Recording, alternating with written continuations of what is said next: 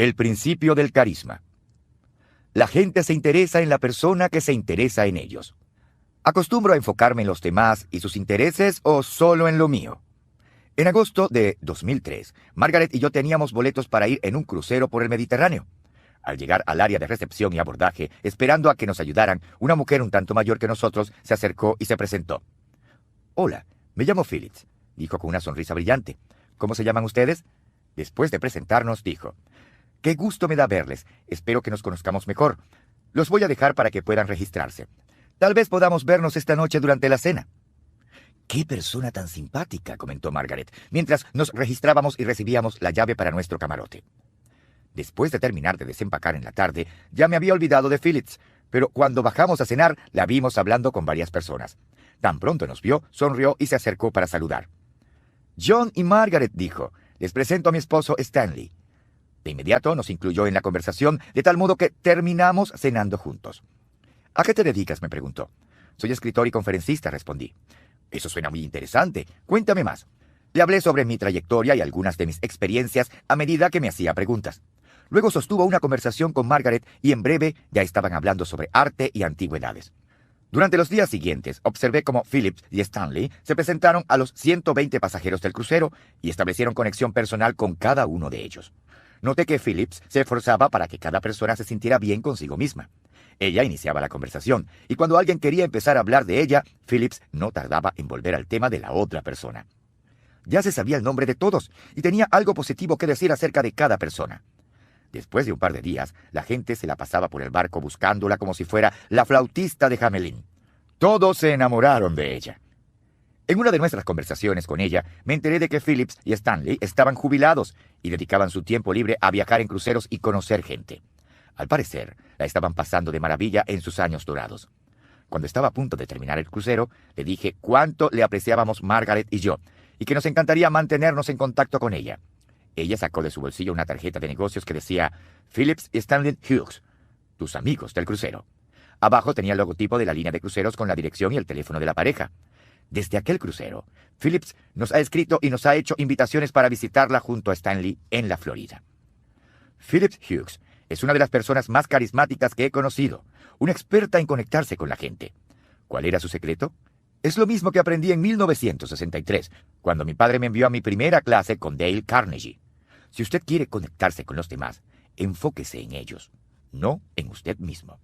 Las enseñanzas de Carnegie en el salón de clase y en su libro Cómo hacer amigos e influenciar a las personas dejaron una impresión profunda en mí como adolescente. Tuvieron tal impacto que he trabajado para definir mis habilidades sociales basándome en muchas de sus enseñanzas. Estas son las 6 sugerencias de Carnegie, acompañadas por mis explicaciones. Primero, muestre un interés genuino en los demás. Alguien preguntó una vez a Perth Mesta, la anfitriona más conocida de Washington desde Doyle Madison, la esposa del 4º presidente de los Estados Unidos, cuál era el secreto de su éxito para lograr que tanta gente rica y famosa asistiera a sus fiestas. «El éxito está en los saludos y en las despedidas», afirmó. Cada vez que llegaban sus invitados, ella les salía al encuentro y decía: «Por fin tengo el gusto de verles». Tan pronto cada uno de ellos procedía a salir de la fiesta, expresaba su gratitud por la visita diciendo: «Lamento mucho que tengan que irse tan pronto». Durante casi 20 años, he usado la siguiente frase como una pauta para recordar cómo debe ser mi interacción con los demás. A las personas no les importa cuánto sepa yo hasta que sepan cuánto me importan. El éxito social no depende de cuánto poder, educación o experiencia posea usted. La gente responderá de forma más favorable si les hace saber primero que son importantes para usted como individuo. Segundo, sonría. ¿Alguna vez ha tenido una de esas revelaciones acerca de usted mismo que cambió su manera de vivir? Yo tuve una cuando estaba en 3er grado. Literalmente vino una mañana mientras estaba parado frente al espejo. Miré mi cara y por primera vez la observé tal como la vería otra persona y pensé: «John, no eres un tipo guapo». Me pregunté: ¿cómo puedo cambiar eso? Después sonreí y pensé: «Eso ayuda». Desde ese instante no he dejado de sonreír. Una sonrisa es una invitación cálida. Charlie Wetzel, quien escribe para mí, trabajó en ferias comerciales educativas en las que les vendía suministros para el aula de clases a los maestros. Mientras trabajaba en el puesto de exhibición, se proponía sonreír siempre a todos los que pasaban. La mayoría de la gente que caminaba por los pasillos tenían sus ojos enfocados en los diversos productos que cada vendedor ofrecía, pero Charlie cuenta que con frecuencia sucedía algo interesante. Mucha gente en el último instante, cuando casi le iban a pasar de largo, lo miraban por un momento. Al verle la sonrisa, más de la mitad de esas personas se dieron la media vuelta de repente y se acercaron a examinar los productos que él vendía. Era casi como si tuvieran una cuerda atada a ellos y las jalaba para atrás. Charlie no era excepcionalmente guapo, así que su aspecto físico no fue la razón del cambio. Sus productos tampoco eran del otro mundo. El secreto era la sonrisa, como lo confirma este experimento que realizó para verificarlo. Siempre que hacía contacto visual con una persona sin sonreír, la gente seguía de paso.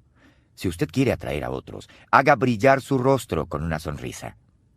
Tercero, recuerde que el nombre de una persona es a sus oídos el sonido más dulce e importante. Cuando tomé por primera vez el curso de Dale Carnegie, la insistencia del instructor en que aprendiéramos los nombres de las personas dejó una impresión indeleble en mí. Desde aquel tiempo se volvió una prioridad para mí, y con el transcurso de los años he usado toda clase de trucos para recordar los nombres de la gente.